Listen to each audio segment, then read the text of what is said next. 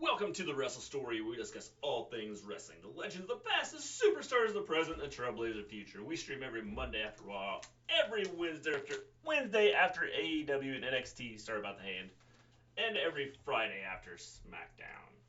Tonight, AEW and NXT. So, how's everybody doing? I'm doing great, thanks for asking. You know, you can scooch over a little bit. I feel like you're really far away. Well, I was trying to get, the door, out of it. How you doing, Jono? If you're not close enough that I can elbow you, then, well, you're not close enough. Yeah. So, tonight, I thought both shows were actually really good.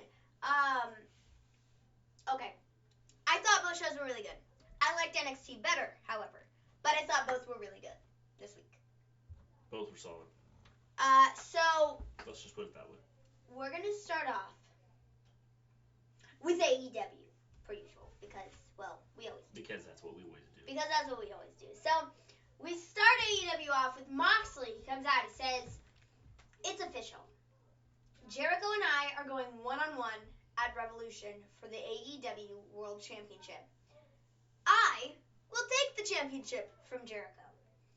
Because, Chris, it's not about the kind of man you are, but it's about the kind that you aren't. Moxley then goes on to call out Jericho and, essentially is like, well, I don't want to wait to fight. I want to fight you now because I know that you're going to have all your goons come after me at one time or another, and I don't really want to, I don't want to wait. I just want to do it now. Can we just get that out of the way? Is that okay? So Jericho comes out. He says, Mox, it makes me laugh when you talk about what you've done and what you deserve. All you had to do was say yes, man. All you had to do is say yes and join the inner circle and you wouldn't have gotten stabbed in the eye. I mean, all of this could have been avoided if you had just said yes. You wouldn't have got your eye poked out. You think you're the big man. You think you can take on Le Champion. Well, I'm sorry, my friend, but you think wrong, because you can't hang with me. You can't hang with me at all. So, you want to fight me tonight? All these people want to see Jericho get into a fight. More specifically, a fight with Moxley. Hello, Colin. What's up, yo? Well, you can all go to hell, because I'm not fighting anybody. I'm the Le Champion, and I don't fight when I don't want to fight. And being here in Cleveland, nah. No. Not fighting tonight. Hello, okay? Mrs. Gleen. And then he goes on to say, as you know, I don't go anywhere without my boys. The inner circle comes out. There are 5 of you. 5 of you. This is then Moxley talking. There are 5 of you. You see, we're in my home. So, as far as I'm concerned, you are here against me and all these people. So, I mean, you gonna fight me now? Well, then Jericho says that Santana and Ortiz have some buddies, and they bring out 5 dudes. And they then are like, well, now there's 10 of us, and you, and all these stupid people. So, How you doing, Justin? what you gonna Besides do now? being sick. Didn't think I'd see you, Mr. G. Maven said you weren't feeling great. Yeah, he wasn't feeling great. I had to take a nap. Yeah, he did, because he was tired. Because, when the little one keeps you up till 1 o'clock in the morning and then you have to, get up for work at, dark 6:30, it's kind of tough. So, Moxley charges them, and that was the end of that. Yeah, this was good. I liked the segment a lot. I thought it was a good way to open AEW. I really didn't have a problem with it. And anything with Moxley, I think, is pretty awesome for the most part. Definitely. So, How you doing, James? what's up? We then get Butcher and Blade versus the Young Bucks. MJF is with Butcher and Blade, and then he goes to commentary. Young Bucks end up winning the match. I'm so glad you're feeling better, Mr. G. Yes, me too. Yes. Now I won't sleep tonight. So, Butcher and Blade and MJF.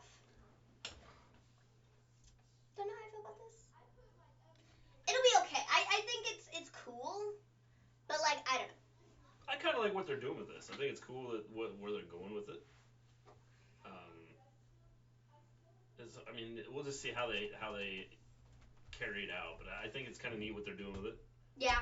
It kind of fits MJF. However, I wouldn't be shocked if MJF doesn't turn on them and stab them in the back. See, with the fact that the Young Bucks won tonight, and MJF on commentary was like, no, come on, guys, come on. What did I just do? I just clicked the wrong button. My apologies. He's like, come on, guys. Come on. Come on. It kind of makes me think that they're going to continue losing, and MJF is going to be like, well, why am I paying you money to go lose matches? I don't mind the Blade and the Butcher. I think that's what's going to happen. So Young Bucks win, and then after Butcher and Blade attack them, then Kenny Omega comes out and takes out the one dude. Butcher or Blade, I don't know which is which. He takes out the one dude. And then Paige comes out. He turns to one of the Young Bucks. Again, I don't know which one it was. Wasn't paying that close of attention. He hands him their drink. He's like, hold my drink. And then he gets in the ring and takes the one dude out, grabs his beer and walks out. And that's all it was. So, I thought that was pretty funny. I was kind of on the fence about the whole Adam Page character at first, but now I'm not gonna lie, I kind of love it. I think it's great. It's funny, but it's at the same time he's kind of just being a complete jerkwad. I am not sure who the mystery guy is gonna be. I kind of like that though. I really didn't know how I was gonna feel about it. I was really on the fence last week with the whole Adam Page is drinking and he's with the Young Bucks and everything, and now I kind of love it. I think what's gonna happen is like I said, I think they're setting it up so it looks like. Go ahead, continue, but I have just something. It looks like Paige is gonna be the one that joins the Dark Order, and Well, just you wait till the segment we have later. I don't think that. Just you wait, bruh. Just Yes. you wait. Just you wait. This is a fun one. This is a fun one, people. So, that was that. But like I said, I like Paige. Yeah, definitely. He's kind of goofy, but, at the same time he's being a jerkwad at the Young Bucks, so I can't help but love him. Yeah. So we then get, I did it again, I'm on the wrong page. We then get Nyla Rose versus Big Swole and what was, I don't know, kind of just a, whatever. Whoa. I hit the button. Ooh. We're good. Which was kind of in just well, what the garbage was this kind of match, Like, whatever, it was cool. Like, it just, I don't know. Hey, Maven, you looking amazing. I like the brown color dye. Oh, thanks. I didn't do anything to my hair or anything. Like, I don't even know what you're talking about, bro, but okay. She didn't even dye it. It's just, it might just be the light of the day. Some days my hair looks blonde, and other days my hair looks Yes, it does. light brown. It changes color on its own. So Britt Baker turned heel. Very disrespectful what she said to JR. Yes. She was heel last week. We're going to get to that, James. We're going to get to it. So, Nyla Rose and Big Swole, this was just kind of like a hey, whatever match. Hey, whatever. So, Nyla won. She's next in line for a title shot. My gravies, please, let Britt go up in the rankings before you give this match to Nyla, and then have Britt beat Nyla, so she's the top. Because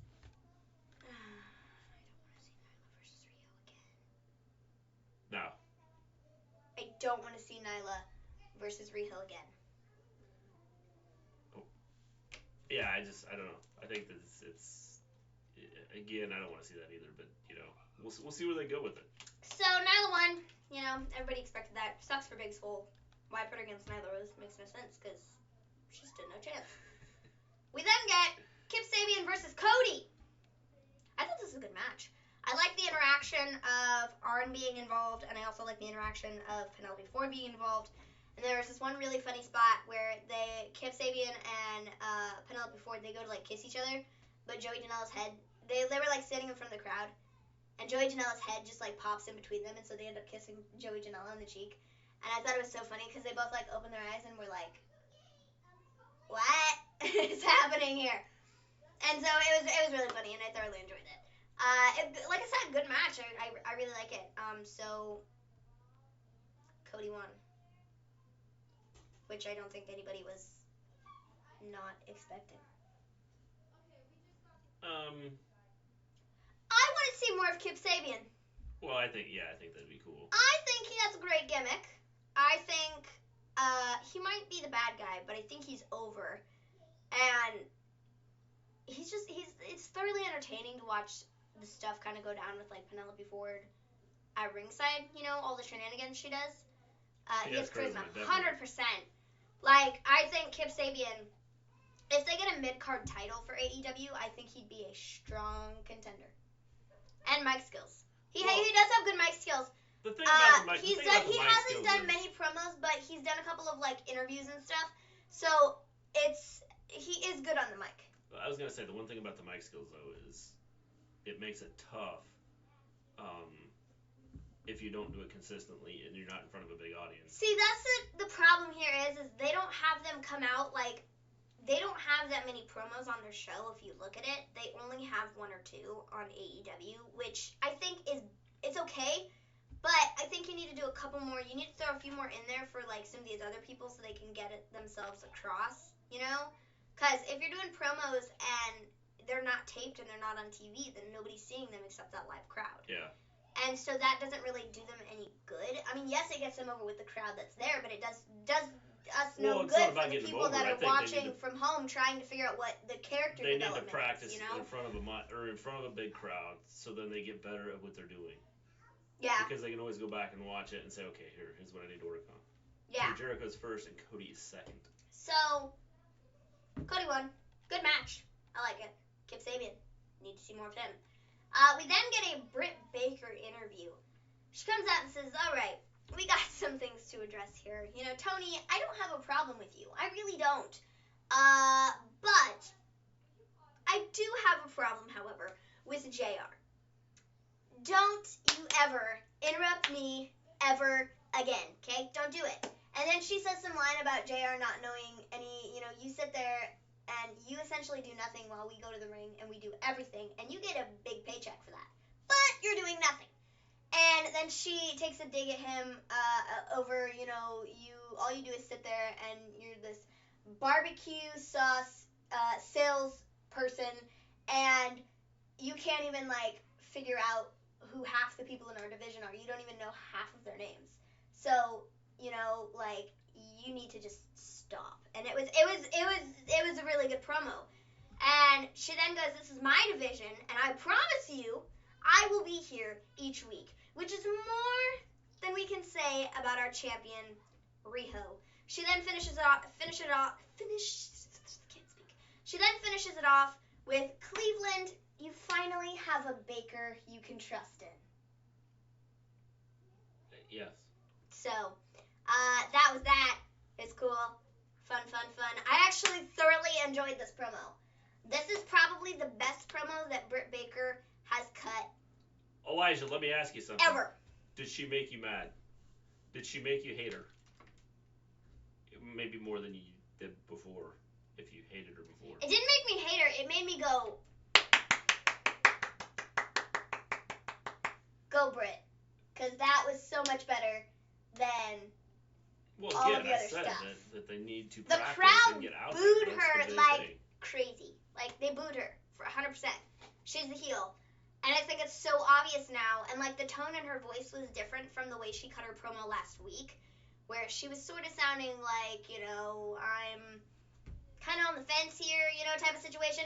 Like, it was so much better than last week's promo. And she sounded more like a heel. Well, I agree, I think, but that's what she needs to do. But I think part of that comes from just getting out and practicing and being in front of the crowd, in front of everybody, and doing it, and not, you know, in the dark matches when, you know, it's not in front of, like, the live TV audience. Because there's a difference when you think about it. You're like thinking, okay, now I'm in front of, like, you know, almost 1 million people. Compared to just like the dark shows where it's just in front of, you know, the audience that's at the particular event. Yeah. So I think the more she gets out there, the better she'll get, and obviously she's improving her skills with it. The other thing that was really funny that I liked was I generally don't like the whole stuff about being a dentist, but she essentially just like looked at Tony and was like, I can tell from here that you have, like, something, gingivitis. And it was just the funniest thing ever. Like, I kind of like this Brit. Yes. Not gonna lie. I agree. They need to give her a chance. The problem is a lot of wrestling fans, once someone is not good, they shut them out and Except go, well, they're Brit not any good. Was really not good. And so, well, she wasn't. But again, if you're not used to it, then, you know, you have to get out there and practice it. Okay, folks, this has been fun, but I need to sleep. Night, Colin. Peace out. Talk to you later. James, I love the stuff that she did today. She's went after both legend announcers, and I think that's getting her over. 100% agree. So, we then got a Young Bucks, Omega, and Paige interview. Young Bucks and Omega are Yes, Elijah, Rock, and Stone Cold were generic, and Triple H is green when it's Hunter, and John Cena too. Yes, they were, but you know, the one thing that's bad about it is we live in a different era, and people don't necessarily give everybody the chance now. They want to, like, jump all over them and say, oh yeah, I'm just going to tune them out. Mm-hmm. So, Young Bucks interview. Essentially, they were just talking about how hopefully they can get themselves back up in the rankings and hopefully get a shot at the tag titles somewhere down the line. And Omega's like, yeah, sure. I mean, they're like, no hard feelings to you guys, but we kind of want those belts. And Omega's like, yeah, totally get it. I mean, yeah, we'll get to that. If it happens, well, it happens, and we'll get it, and, you know, it'll be cool. And then Paige comes in, and he hands him these nameplates. Hands him these 2 nameplates for the tag belts. He hands them to the Young Bucks. He's like, here, y'all hold on to these, because you're going to need them. You're sure need them sometime in the near distant future, so just hold on to those. And then he leaves. So. Yeah. Like I said, I really like Paige, man. The Paige character's awesome.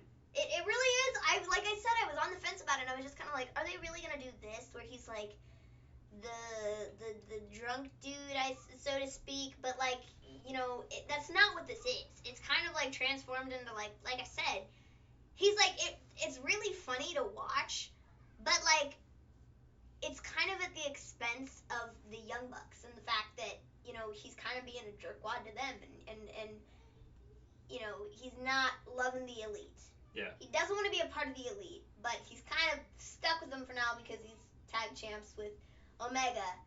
And I suppose he's trying to make the best of the situation, but, you know, he's still going to be a jerk out of the Young Bucks just because he can. I agree. Which I find very entertaining. James, it's all about creating storylines. So, we then get STU versus the Hybrid 2. Jeez, that was hard to say. STU wins, and then the Dark Order shows up on the screen.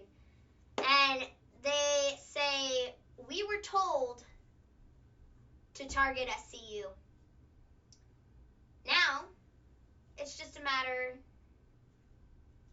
of which of you we take out first. And then SCU was all like, yeah, whatever, blah, blah, blah. And then they left. I have a feeling it's going to be Christopher Daniels. Daniels? Yeah. Probably. He'll probably be, I think it'd be a fun twist here. Because he got targeted first. So I would say, yeah, that's probably, but the whole thing that caught my attention was the fact that they were like, we were told to go after SCU. It wasn't, we decided to go after you guys. It was, we were told. So there is somebody who's behind this, who we haven't seen yet, who is telling Dark Order what to do, and telling them, all right, you target SCU first. Yeah. Get one of them, and, you know, maybe. It might be a case of they could play this out where, like, you get one of the SCU members, you've gained a little bit of my trust. You get this next person, you gain a little bit of my trust. Yeah. To the point where they find, whoever's in charge finally comes out and says, ha ha ha, it's been me all along. They've just been carrying out my dirty work, and I needed to make sure that they weren't going to turn on me. Yeah. You know? That they were going to be there when I came out to tell everybody that I am the leader of Dark Order. Well, here's a question. Is it possible they're playing this out so long that they're waiting for someone's contract to end? That they're, like, waiting. Yeah, I mean, it's always a possibility that they're waiting for, like, a huge, big name to come and sign with them so they can be the leader. So then it's totally unexpected. Well, maybe they have someone in mind, but you can't, you know, it'd be considered tampering. Yeah. Elijah, I don't know. I don't think that Britt Baker needs the Charlotte type character. I'd keep her with her doctor character and do the opera music. Have her come out wearing a coat like she's gonna do like a doctor's coat or a dentist coat. Like she already does. That's what I'm saying is keep it that way and don't change her character. I like what she does. I don't really have a problem with her music either, and I think they really do focus on the fact that she's a dentist like too much, but I like that in her gimmick. I think it makes her different. Makes her different. Streamlabs is awesome. And I like the fact that she has that difference in her whole persona. The fact that, you know, she is a doctor, she's a dentist, you know? Yeah.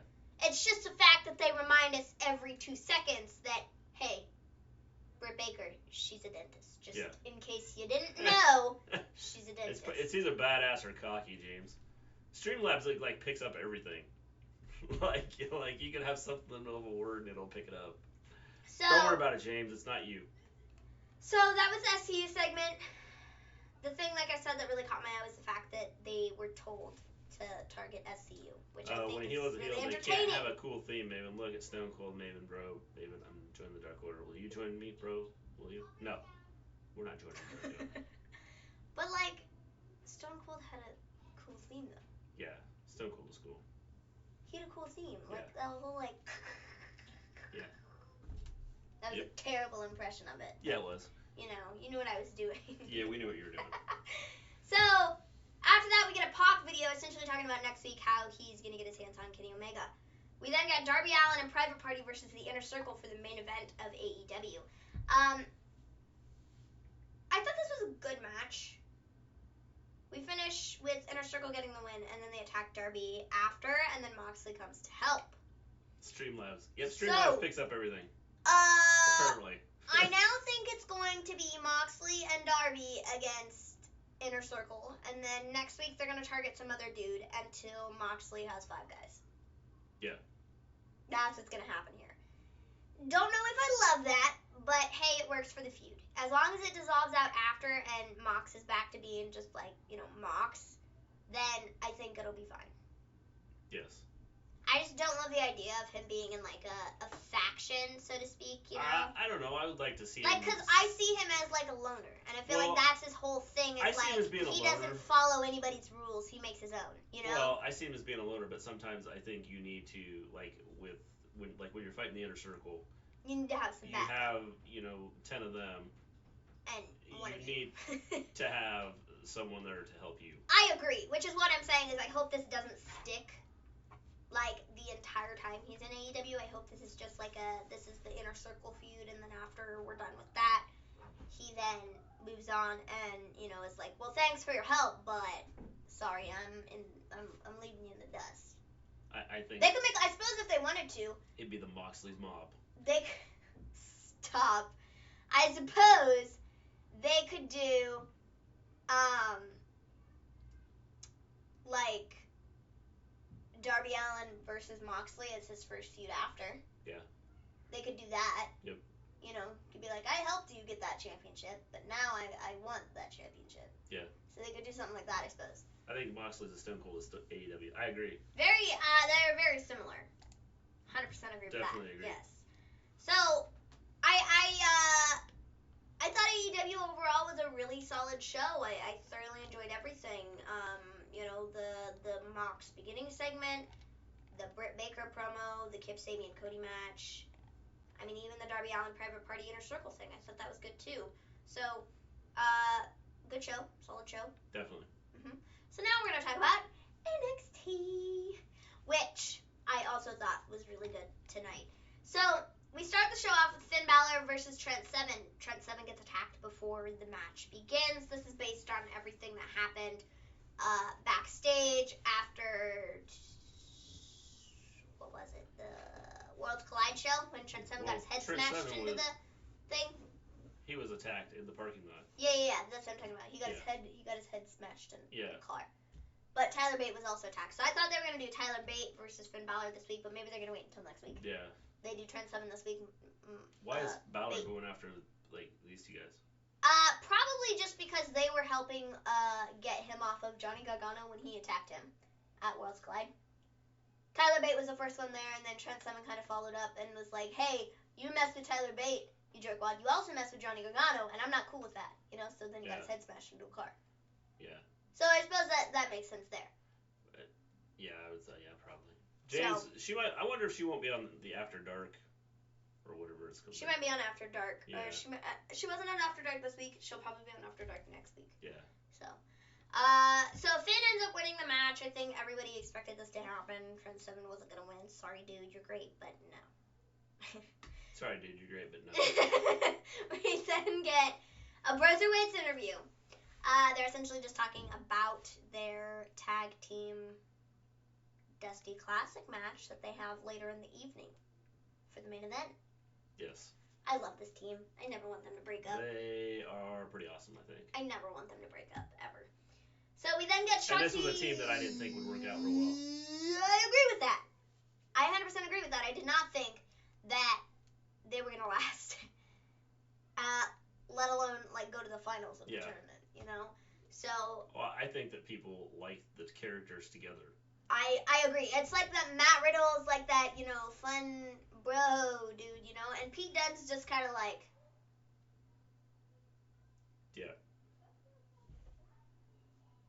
So... Yeah, you have the serious guy with the guy that's a comedy. Like you have Matt Riddle, bro, and then you have Pete Dunne. Yeah. What up? It just, they balance each other out, and I think it does work, and it's odd that it works out. Whoever decided, whether it was Triple H or Matt Riddle and Pete Dunne approached Triple H and said, hey, put us together as a tag team. Whoever decided to come up with was a genius. Yeah. So I have Derek Candace interfere in Dakota's business. There will be H to pay. I love the fact that he said James H. didn't want to put hell because he didn't want Streamlight to yell at him again. So, remind me to talk about Matt Riddle after we're done going through NXT because I saw some stuff on Twitter today that I want to talk about. Alright. So, we then get Shotzi Blackheart versus Deonna Purrazzo. Decent match. Deonna got a lot of offense until Shotzi Blackheart shut her down. So, you know, Shotzi won. I love Shotzi's entrance. She comes out in a little tank. Yeah. It was the coolest thing I've ever seen in my life. One other thing while I'm thinking about it, we're at the beginning of the show. Beth Phoenix is on commentary tonight, and she sold the whole Edge getting beat up on Monday really well. She was like, you know, all I want is to be by Adam's side. That's like his actual name. And so she played it out like that. And she said, all I want is to be by Adam's side, but he told me I need to come in and I need to do my job because that's what we do. So that I'm here. As much as I want to be with him, I'm here, and I mean, let's go ahead and like get the night started. So I like that they made the mention of the fact that Edge they're carrying it over, was attacked Monday by Randy Orton. Yeah. I love that happened. I think it's cool because it's continuity and it makes everything make sense, and it's not even it's not just like everybody knows that Beth and Edge are married. Yeah.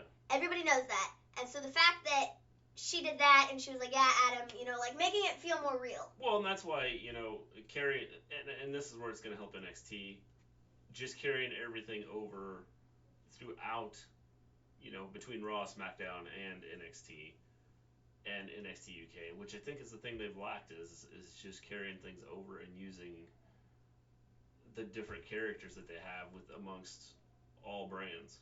Mm-hmm. I thoroughly enjoyed that, and I was so glad that she made mention of that at the beginning of the show, because it really did make it seem more real, make it seem more like it was, you know, like a real thing. Yeah. You know? So, Shotzi won. Great match, I thought. Decent. Like I said, Deonna got a lot of offense, and it was good. I liked it. We then get Keith Lee live. He comes out, says, "Let me paint the picture for you. I came out here and told 4 men, I will take a championship from them." Never specifically said which one, but hey, here I am now, your North American champion. Next on Keith Lee's agenda, he gets cut off. Damian Priest's music hits. He comes out. He says, "I don't know if you know this about me, but I really, really like taking things.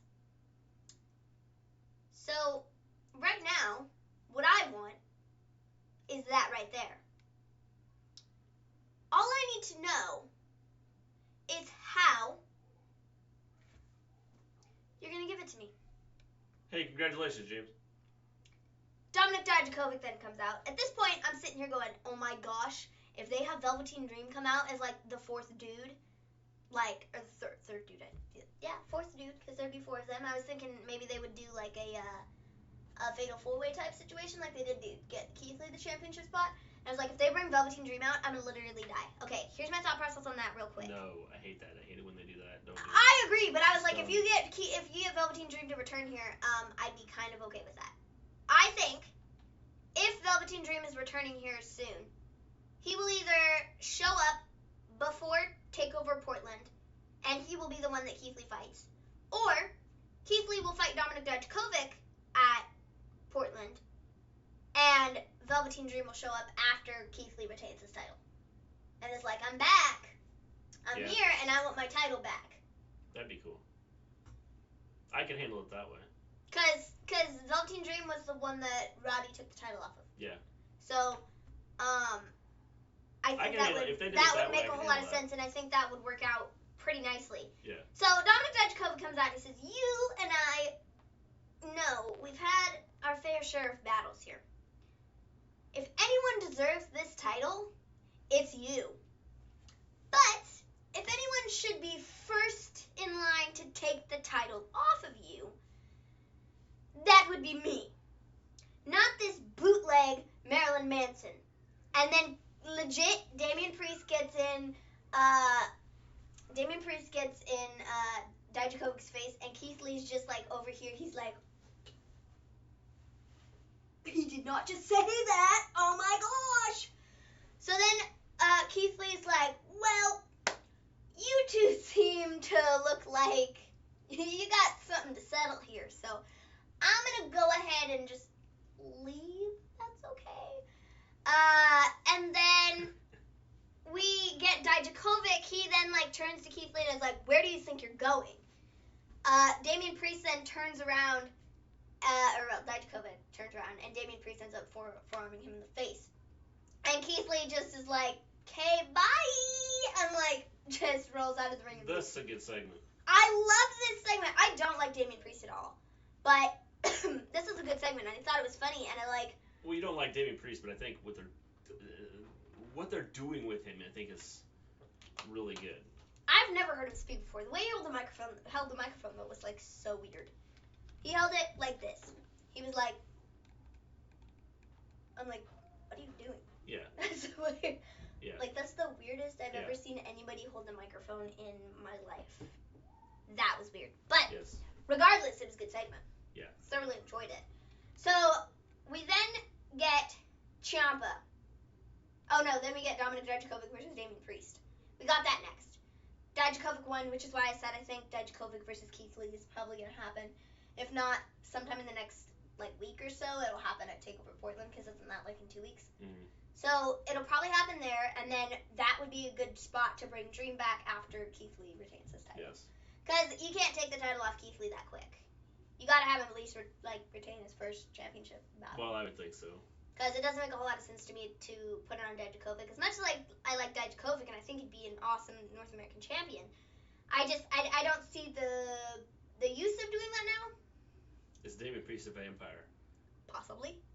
I mean, It'd I don't be know. a cool gimmick. So, Dijakovic won. I thought it was a cool match. Fun. There were a lot of close falls in this, which had me like, whoa, who's going to win? I really thought Damian Priest was going to win it, but then Dijakovic did. It's a good match. So, I'm glad Dijakovic won, though, because I don't like Damian Priest. Well, again, I like Dijakovic. But I think Damian Priest, is going to start to grow on some people that don't necessarily like him. Maybe. Maybe not, though. Again, this was a good segment, I thought. Maven, like Damian Priest. That's what I call it over someone. So, we then get a Ciampa interview. Ciampa is backstage with Kathy Kelly. He says, "I know tonight Regal is announcing who Adam is facing at TakeOver Portland. Goldie's coming home, and I'm just here to make sure of it." Undisputed Era is backstage. Well, we go to commercial break and we come back. And Undisputed Era. Even though the Ciampa thing was short, it was short, sweet, but to the point. And everybody knew. It's telling a story. Everybody knew something was going to go down. Yes. So. Which makes it good, just because of the way it was done and the way where it's headed. We go to commercial break. We come back. Undisputed Era's Bobby Fish, Kyle O'Reilly, and Roderick Strong are all laying on the pavement dead. They look like they're dead, okay? Ciampa then walks from around the corner. He's got a steel pipe in hand that he was holding in the interview. His shirt's all ripped up. And he's just, dragging the thing behind him, you know? Ciampa walks out of the wreckage and walks to the ring. But he has a table. He puts the table up, and then he puts a giant yellow X on it. Adam Cole finally shows up, sees the guys on the ground, and he comes to ringside, and he's like, "Who do you think you are? Who do you think you are, bub? Okay? Tell me who you think you are.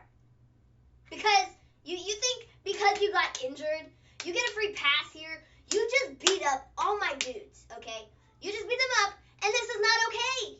This is not okay. Okay?" Ciampa then says, "Who the hell do I think I am? Who the hell do I think I am? Oh, I am the guy who never lost my title, okay? I never lost my title, and I want it back. And I'm going to take over Portland, and I will get Goldie, and I will bring her home." So, the way this is gonna go here, Adam, you're gonna walk down the ramp. You're gonna come up the stairs here. You're gonna try and fight me, and I'm gonna put you through this table here, because X marks the spot. It's here for you. So that's what's gonna happen here. Okay? Okay.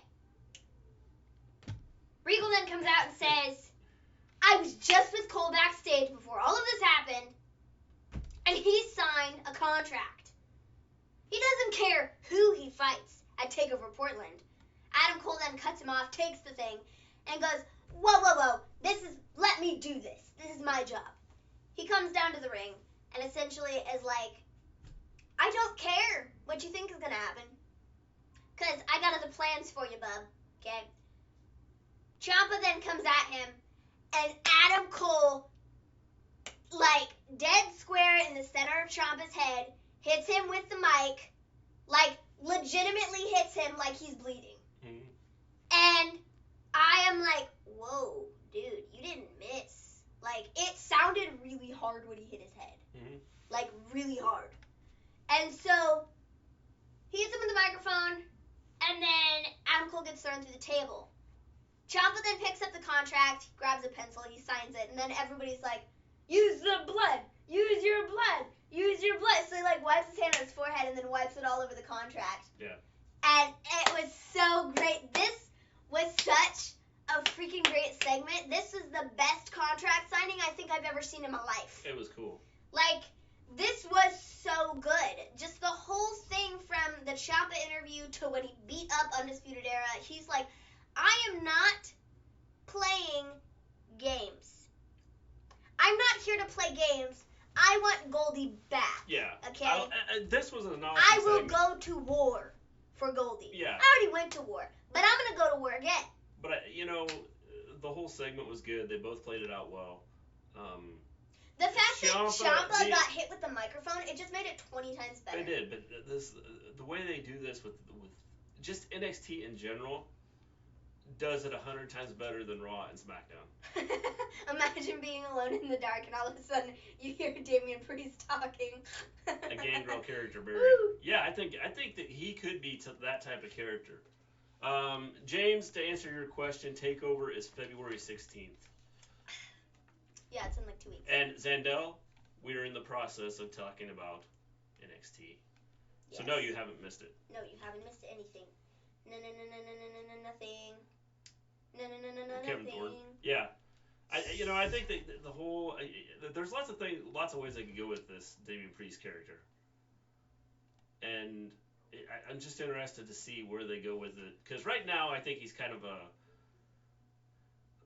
the character itself, I think, is kind of bland. Mhm.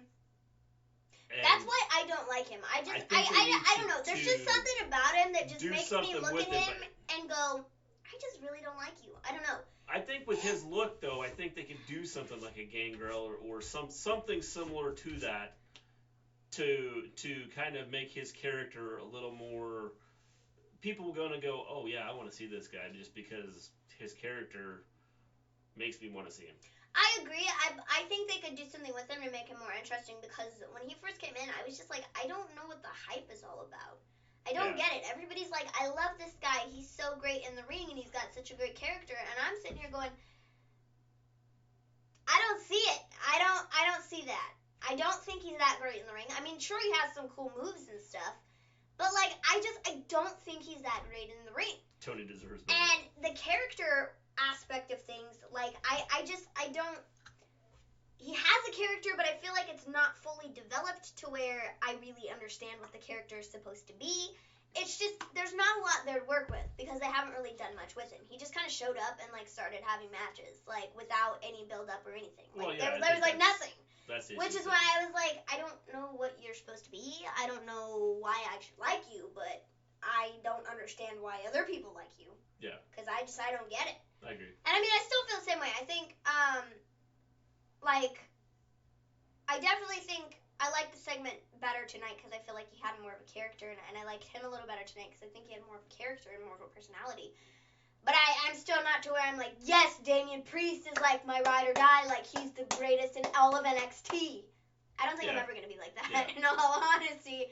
But if I can get to a point where I'm like, yeah, this dude, I don't really mind him, you know, I mean, I'll be cool with that. I think, like I said, if they change, I think he's got everything. I think they just tweak the character a little bit. He definitely has a look. It's going to be that they could do something cool with it. Yeah, I agree. Tony's okay. I don't get the hype. Yeah, I'm kind of with you, Justin. I like Tony. I think she also could use some character development. Yeah. to give her something else, because I understand what her character is, but I feel like she needs a little bit, just like another oomph of just something. Yeah. To make her a little bit better. Have her step it up a bit, you know? Yeah. That's what I think. So then we get Tegan Nox versus Dakota Kai. Candace. IG is short for yeah. yes. Hey, I don't get the lingo stuff. I just read what you say. Yeah, this is why everybody has to explain it. You put your thing up and then it's like, okay, what does that mean? Like, we're all good here. So Tegan Nox versus Dakota Kai. I have to say, I was a little bit disappointed. I don't want to say I was disappointed because I wasn't really disappointed, but I'm a little disappointed. Wow. Like, so Candace came to help Tegan, which then led Tegan to get the win. I don't know. I thought this was gonna be. I hope this.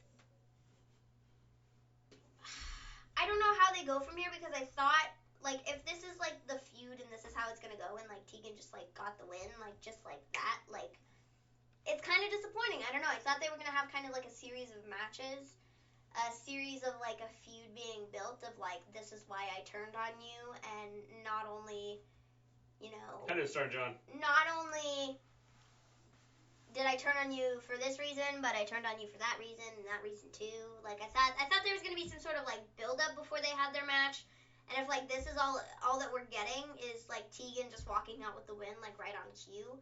I don't know. I feel like we might get another Dakota and Candace match possibly out of this, and I suppose we could get another Dakota and Tegan match, like where Candace doesn't help. But I don't know.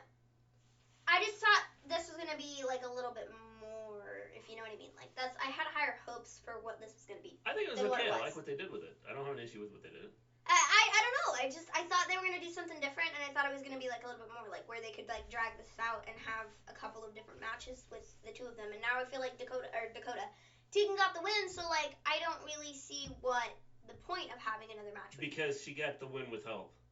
Which I get and I understand that, but like to me it's like she got the win regardless. So I don't know why you'd have her win to begin with. I would have almost done like a DQ situation, and then, you know, have their next week to be like, you know, Dakota comes out and shares why she did what she did or whatever, you know, kind of more in depth, because I know she did this before, but I feel like it was almost just like, I didn't get picked for the thing and that's why I beat her up, you know, and I don't know, I feel like they could just build it a little more and make it more personal and more of like a, I've hated you for a long time and I was just trying to be nice and be a good friend, but no, yes. I'm not doing that anymore, you know. I think they could have had this match end in a DQ and then have Dakota or Tegan or whoever come out, cut a promo next week, maybe have them come face to face, and then have a match made for TakeOver Portland. I think it was okay with what they did. I mean, I don't have an issue with it. And then have that be like the big, like, I think it's gonna be the big blow up anyway. I think that, or Tegan wins, finally gets her win or whatever, you know, because I feel like, I don't know. Because I feel like Tegan's been beat down so much, like, I feel like this just isn't enough. Well, maybe that they're she setting got her up one a win. Tegan and Candace like feud, because she can always say, hey, you know, I had this under control, and you came out. I suppose they could, but so then you get a triple threat match. I suppose that would be cool, but I don't know. I had higher hopes for the Tegan Dakota thing. What did everybody else think? See where it goes. See where it plays out. What did everybody else think? I wouldn't mind if Tony had to face Becky at WrestleMania. Not that tool, Shayna. Shayna tells a better storyline than Tony. Well, it's kind of in the cards for Shayna and Becky. That's kind of like what's been reported, that's what's going to happen here. Shayna tells a better storyline. Which I have something to say on that. Makes more sense than Tony. At the end here, I have something to say about that. So we then get Chelsea Green versus Caden Carter. Here's your... Jonelle, here's Chelsea. She was on the show. Chelsea Green's first match. And you had to lose to Caden Carter. She rolled her up and she won. So I don't know what they're going to do with Chelsea Green. At this point, she has not had that great of a track record. She got eliminated from the Royal Rumble in like 2 seconds flat. She lost to Kane Carter. I don't know what they're going to do with her. Yeah, I don't... Is this Robert Stone brand going to be set up to fail? Like, I don't know.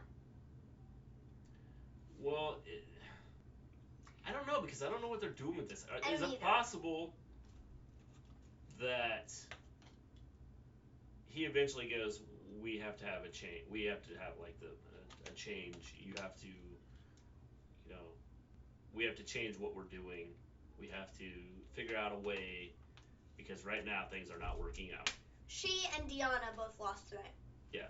They were a tag team before this whole thing started, when they were just doing like stuff on NXT at like live events. They were a tag team.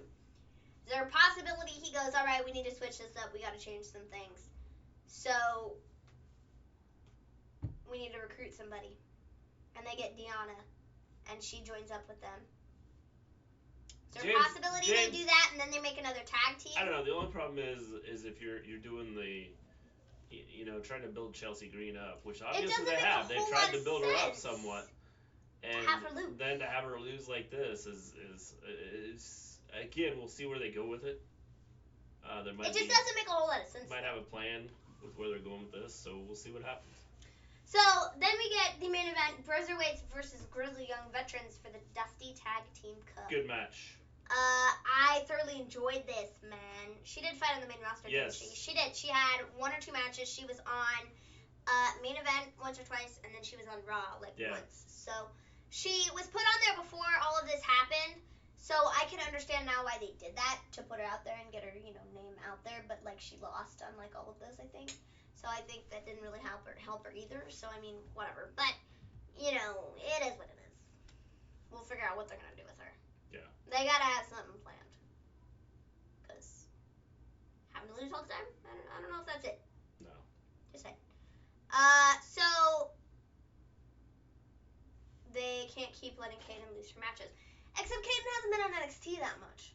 Not on TV. Well, that's just it, is they haven't had her on much. And so it's like... So, it's almost like, if you're trying to build Chelsea Green up, wouldn't you want to have her win some matches? You would think so. So, like, all things aside, I think it was a dumb move. Unless, like I said, they're going to do something with the whole character. Yeah. Her and you know, the Rubber Stone thing, I think that they could do something with that. And maybe change something up with that. Mm-hmm. So, like I said, we got the Bruiserweights versus Young Vets for the Dusty Tag Team Classic. This was a good match. Definitely. Thoroughly enjoyed this. Yes. There were many times I was like, no, Grizzly Young Veterans gonna win, and then no, the Bruiserweights prevailed. They won the Dusty Tag Team Cup. They get a shot at Undisputed Era at TakeOver Portland, and it's sad to say, but UE is losing their titles to the Bruiserweights. I think so. That's what's happening. I think all of them lose their titles that night, and then they don't know what to do. Maybe go invade Raw. Well, that's what I was wondering. Invade SmackDown. Do something like that. I mean, I think that'd be fun, because none of them will have titles. Roddy will have no title. Adam Cole's losing his title to Ciampa, and the Bruiserweights are taking the title off I wonder if the plan is O'Reilly. To have the Undisputed Era go to Raw. Maybe they go, hey, you people here in NXT no longer appreciate us, okay? The prophecy is not going to be fulfilled here because you seem to think that we're not enough. So we're leaving. Whether you like it or not, sorry, Regal. Sorry, everybody here. Well, I don't think it'll be... We're leaving. We're going to Raw. We're going to SmackDown. We're switching brands because I don't think it has to be about that. We can't hang with NXT anymore. Or you don't want us to hang with you anymore. I don't think it has to be about that. I think they can move them over to the main roster, put them on Raw, and then they show up and go, you know what? We've come to destroy the Messiah and his stable. That's a possibility, but I think that having them turn on NXT as a whole would be such an interesting storyline, and then you can get Triple H involved and have him come out and be like, dudes, what are you doing? People go to the main roster to die, okay? That's what happens here. Well, you could. That's what happens. So if you want to go to the main roster and never have a shot, I mean, hey, that's cool. that's when they can go over to Monday Night Raw and they can say, well, guess what? We're going to be the number one. We are going to be the number one stable on Raw. I guess. And then that's when they can take on the Messiah. I guess. Seth and his Messiahs, you know. Yeah, I don't know. Just playing out the whole we hate NXT thing. I think it's so smart though because they've never done anything like that before, Well, and I think it would be. It's not that the fans. It would be really interesting. They would 100% turn on Undisputed Era if they go, NXT sucks. But that's what I'm saying. We're gonna crap on you. The fans but maybe that's what they want though, because then when they come to Raw, it'll be like they really hate NXT. Like they're here to like help us, right? Yeah, I guess. Because I think if they just moved over to the main roster, everybody would be like, you sketchy dudes from NXT. I don't think why so. should we trust you? If you bring them in and have Adam Cole come out and go, hey, we are here. We are here for one reason only.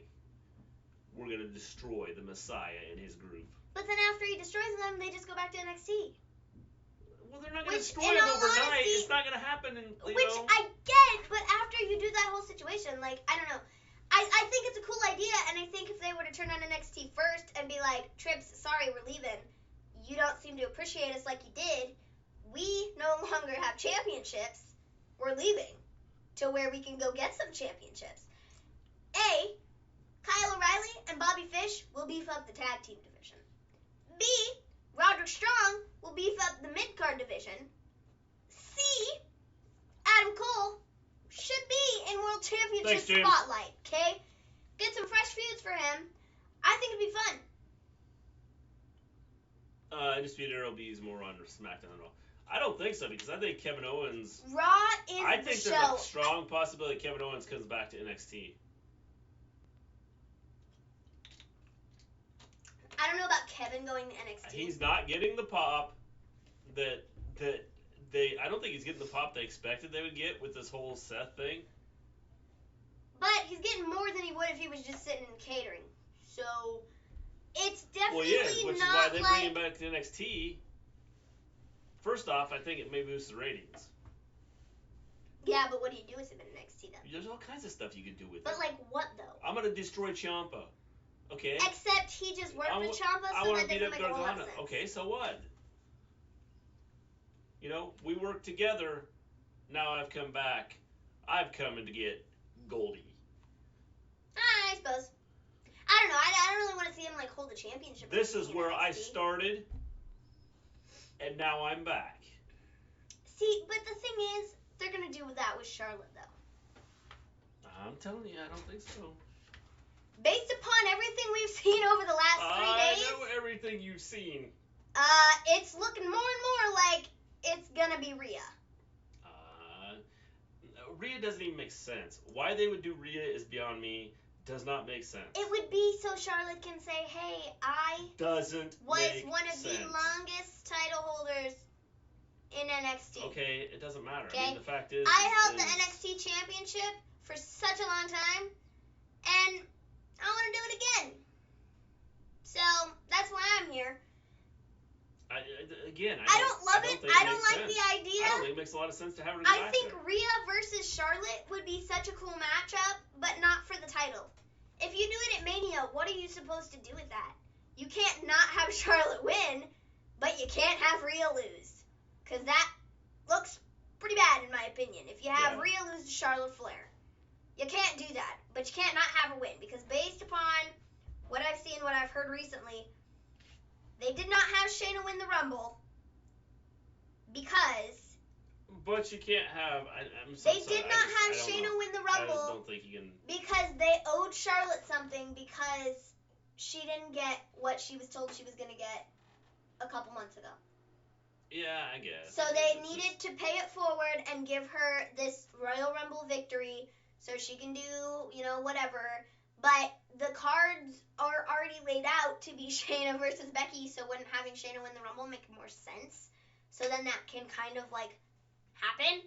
But, so there's already the two women's feuds, so that doesn't leave Charlotte a whole lot of options because they have something planned for Bayley, too, and I don't think it's Bayley versus Sasha. I'm pretty sure it's Bayley versus Lacey, but I could be wrong. I think that's what I saw. So, I don't know why having Charlotte win the Rumble makes any sense at all. In all honesty, after reading what I read, for Shayna versus Becky. Why would you just not have Shayna win? I'm questioning why does nobody think that Charlotte would go after a men's title? I don't know why nobody thinks that. I think it's such a genius idea to have her go after the U.S. title or the Intercontinental title. I think that is so genius. And I think for her, it would be such a big deal. But I think just like going after the NXT title, it's like she's been there, she's done that. It doesn't really mean anything. So it would just be to get her on the card in a women's match. And I suppose it would be to get Rhea on the WrestleMania card too. But if you have Rhea lose and you have Charlotte win the NXT title, then like, what do you do with that? You have a perfect. And if you have Rhea beat Charlotte, then we're gonna have people turn around and go, oh well, they just crapped all over Charlotte, and Charlotte will be all mad about this, and blah blah blah blah blah. Like, it doesn't make a whole lot of sense. There's a perfect build-in Why storyline put her in that situation? The thing is there's a perfect build-in storyline there if they use it. Charlotte versus Andrade would be like. Whoa. Like or what if it's not gonna be Rhea versus Charlotte? What if it's gonna be Bianca versus Charlotte?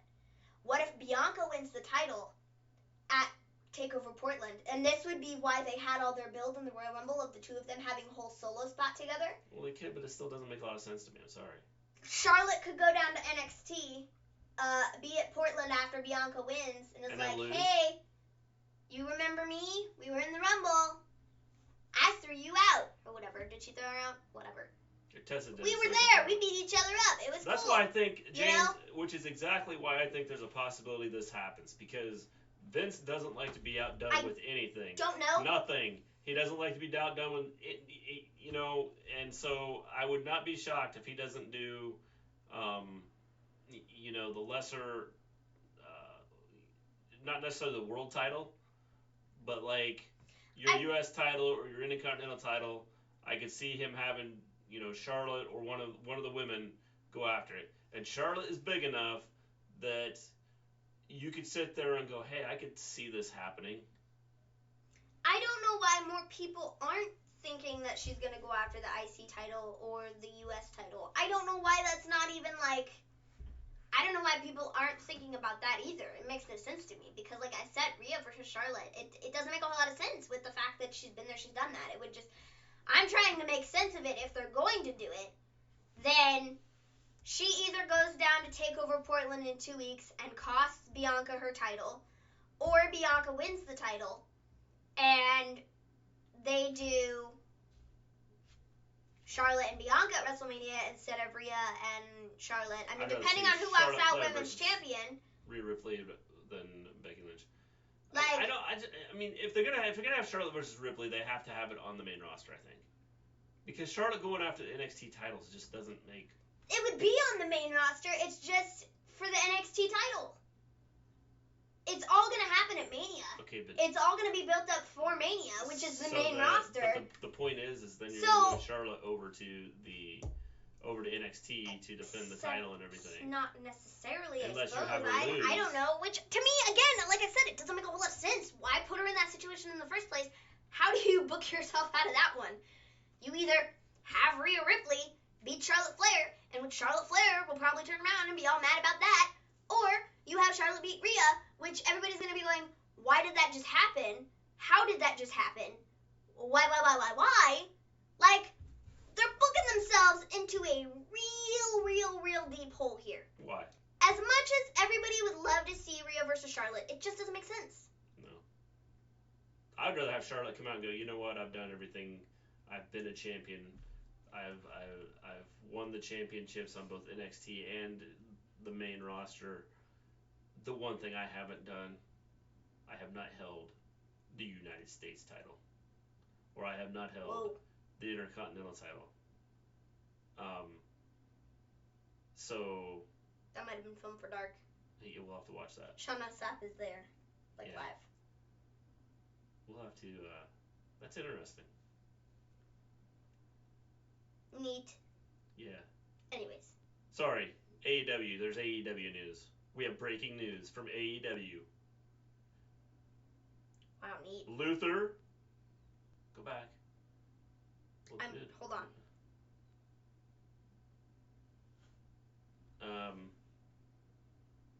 So, Melee and Dr. Luther attack Awesome Kong. After Mel's match with Yes. Hikaru Shida. Yes. That's something. Charlotte would get a lot of heat. I think it'd be awesome. I think it'd be awesome if she came out and said that. Said what? Say that again. That she came out and goes, hey, I've held every title. There are a couple that I have not held. I have not held the Intercontinental title. And I have not held the United States Championship. I mean, I've never held the, NXT Championship or the World Heavyweight Championship or the what I I have no clue what they're doing with Chelsea Green. It doesn't make any sense what they're doing. I think that makes so much more sense than her going after Rhea. Nyla Rose. Rhea versus Charlotte, don't get me wrong. Rhea versus Charlotte would be such a good match, just not for the title. Yes. If it's for the title, it just makes no sense. Yeah. Which is what I'm saying here, is they're digging themselves into a real deep hole. Because you can't have Charlotte win, you can't have Rhea lose. Yeah. So, you ended in disqualification. I mean, you don't have many options. Someone has to win clean. Which is why I think going after the men's title, and they don't necessarily have to give it at to them, WrestleMania, she can say, I'm going after it and trying to win it. At WrestleMania, which is going to be a bigger moment for her? Winning the United States title, being the first female to hold the United States Championship, or beating Rhea Ripley for the NXT title, which she's already held. Yeah. Yep. So, I don't know which, to me, the U.S. title one makes more sense. But, whatever. Just remember where you heard it first. That's right. You heard it here. Right here on the Wrestle Story. So if it happens, you heard it here first. Yes. So, the other thing of course, if it doesn't happen, we'll pretend like we didn't say it. Pretend like... So, what I've seen on Twitter, there was another report put out today apparently NXT wrestlers were told they can no longer call people out on Twitter from the main roster. Yeah. They're not allowed to call out main roster people anymore on Twitter. Yeah. Because of the whole incident that happened with Brock and Matt Riddle this weekend. Yeah. What incident? There really wasn't. It was essentially Brock just being like, hey kid, you and me, we're never going to work together. So, him being a butt. Get over it, you know? Which personally makes me go, hey Brock, are you an idiot? Yeah, pretty much. There was so much money in that match. It's all part of a show anyway. So, and Riddle's just trying to put out a show. So I think that's a lot of what Riddle does. Like, he does things to get under people's skin and try and make, try to get a show out there. And a money match, and you don't want to do it? Yeah. Are you kidding me, Brock? Are you that stupid? We know you care about money. You'd get a lot from this. So why don't you stop being such a stick in the mud? Rhea Ripley's title got more charisma than the US belt, to be honest. It doesn't, because if you have Charlotte win it, Charlotte's already won it. Charlotte wins the US title, it elevates the US title. People would be going, wow, look at that, the US title, it means something. But what does it mean if she wins the NXT Championship, though? Nothing. She's already won it. Like, that's twice. Why I don't think it's... So why does she need to win it again? I'd want to see Charlotte win the NXT Championship. I just don't... The whole Rhea-Charlotte thing just doesn't make a lot of sense to me. Personally, no. Not a whole lot. Not at the NXT level. Yeah. Not if, not if Charlotte was the champion, the NXT champion, I would go, okay, Rhea's going after Charlotte, but not the other way around. I just don't see it. Don't see it being effective for either. And if they move Charlotte to NXT, I guess that'd be okay. But I don't see them doing that either, because I feel like Vince is like, no, we're not putting her on that brand. Yeah, I can't see him doing that either. We're not putting her on that brand. Yeah, I don't see Vince moving her to the NXT. Or double count out. Rhea Ripley tells. What did I miss something here? Like our screw chat. If they have Charlotte win the U.S. title, what do they do with Andrade? I don't know. They could find something for him. Yeah, I think... they can do anything with Andrade. Andrade can go on to try and fight for the World Championship. Yeah. If Drew McIntyre wins it, he can go and fight Drew. I think that'd be a fun feud. It'd be different. It'd be something that we haven't seen before. So they have other things they can do with Andrade. They don't have that much they can do with Charlotte. So, I mean, if I'm just different.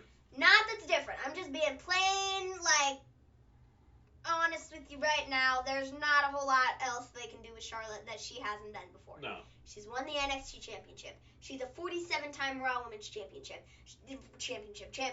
a 39-time SmackDown Women's Champion. She hasn't held the tag titles yet, but she probably will at some point. About the only thing she hasn't done yet, aside, she's won the Royal Rumble. She hasn't won Miss Money in the Bank. Could see that happening possibly sometime, hopefully never, but hey, it's going to happen at some point. So there's not a whole lot that they can do with her that's different. Yeah. Because she's had 45,000 women's championship title runs. It's almost springtime. Which none of them have ever meant anything. It's getting there, James. Which is what sucks about the whole thing, is that she's been champion so many times, but none of her championship reigns have meant anything just because it's to beef up her number. And so, they need to give her a championship reign that actually means something, and I almost feel like the U.S. title, it could mean something. I agree. Because it's like a first time ever thing, and I think it would probably mean a lot to her, just because it's something that might actually mean something to her. Wow, this is like a big deal. This has never been done before. And I'm the first person to do it, and I'm going to go down in the history books as the first person to do it, and this isn't just some, meaningless women's championship that I've held 95 times. Yeah.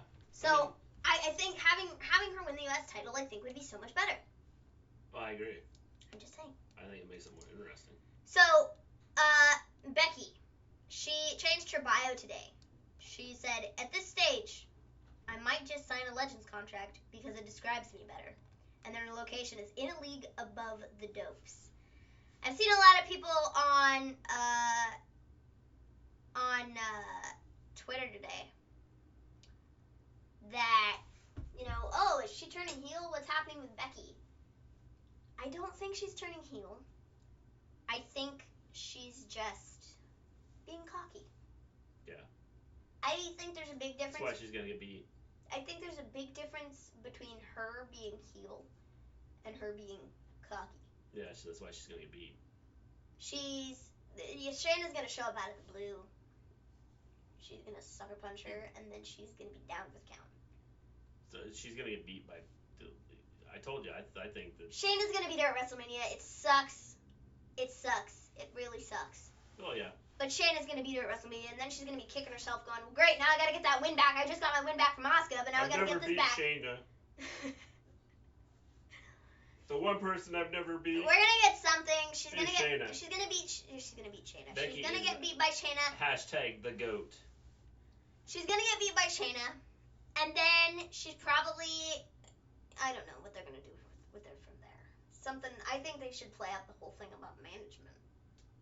I think they should do that over SummerSlam. And then, and I love it. they can do something with her. Yeah. Something other than Raw Women's Champion. She could go for the tag division, I suppose. She's got a tag team partner that doesn't, turn on her. Yeah. She could help make that mean something. Yeah. I could see it. So. If you take her out of the singles division and you take her out of, being the Raw Women's Champion, you could, like I said, put her in the tag team division and have her pair up with somebody and take the titles off the Kabuki Warriors. And, make that mean something, make the division mean something, Yeah. So it's not just, a division. So, I think that's it. I don't think I have any other news. Nope. I think that's pretty much it. Oh, did you see the stuff about the Bella twins? Oh, being pregnant. Yeah, they're both at the same time. Yeah, they're like a week apart. Yeah, it's like crazy. I was like, Becky equals cringe. Oops. I saw that this morning. I wasn't on Twitter all morning, and then I get on there at 11 o'clock, and I was like, geez, what did I miss? Both the Bella twins are having kids, and they're like a week apart. I was like, what? Stephanie versus Becky at SummerSlam. I hope not. No. I told you if they're going to do the management thing. No. Do you need it? No. But I think it would, make sense with everything that's happened. Yeah, let Becky beat up Stephanie. So? Okay, so what? So? I'm just saying. Liv Morgan needs to win the Money in the Bank. No, Liv Morgan. They need to do. If they're gonna Liv change Morgan her and do needs something, something. they need to change her gimmick already. I don't like it. Don't like what they're doing with it. I thought they were gonna bring a psycho Liv Morgan in, and they didn't. I don't know what they're doing. It was man's thing. I don't know what they're doing with, like, I don't know what they're doing with Liv. Yeah, I don't know either. No clue. Like, none. All right, I think that's pretty much it. I'll bet you Otis gives Mandy Rose flowers for Valentine's. I bet he gives her roses. Yes. How funny. That's what I'm guessing. That was hilarious. Or he's gonna bake her a cake. So funny. All right, we're gonna take off. We'll be back tomorrow.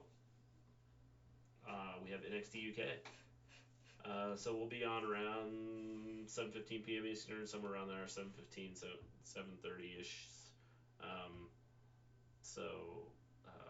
That's funny. So we'll be back tomorrow night, tomorrow early evening, to talk about NXT UK. Yes, we'll be on tomorrow. So. With that. Till then, guys. We are. Oh, by the way, I was gonna ask, what do you guys? Does anybody follow NWA and Ring of Honor? I don't follow Ring of Honor, but I watch NWA. I need to start watching Ring of Honor now that they've started to do the cross promotion thing, just to see how it goes and see what they do with it. See you Tuesday. All right. Well, we'll see you Tuesday. See ya. Yeah, Tuesday. You said that the other day. I know. You were like Tuesday. Yeah, Thursday. That's Good night, guys. Awesome show as always. Thursday. All right. So we're gonna take off. We will be back. We need an AEW Dark live stream. It's on Tuesdays. Oh, it is Tuesdays. Everything's on Tuesdays. Yeah, it's like NWA's on Tuesdays. NWA's on Tuesdays. Apparently NXT UK is on Tuesdays too. Apparently. Yeah. Apparently in this dude's mind, they're on Tuesdays. Well, it used to be. No, it didn't used to be on Tuesdays. What day was it on? It was on after NXT. Yeah. On Wednesdays. Oh, whatever. It's never been on Tuesdays. It was on Tuesday. It's been on Thursdays. No, it was on Tuesday at one time. All right, we're going to take off. We will see you guys later. Have a wonderful evening, afternoon, morning, depending on where you're at. And NW killed it. I love it, Gleen. It is awesome. And I like the interaction with Ring of Honor.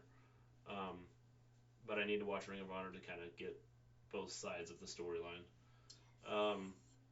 Yes, Marty and Aldis are awesome. I did see that. I didn't watch it, but I did see on the Sunday. He is like great at what he does. Aldis? Yes. Yeah, I've only seen a little bit of him, but I'm impressed. He is great at what he does. I'm impressed, and I haven't seen very much. NWA does a good job with storylines and keeping people entertained. So we are out of here. We will see you the next time we see you, which is hopefully tomorrow. Peace out.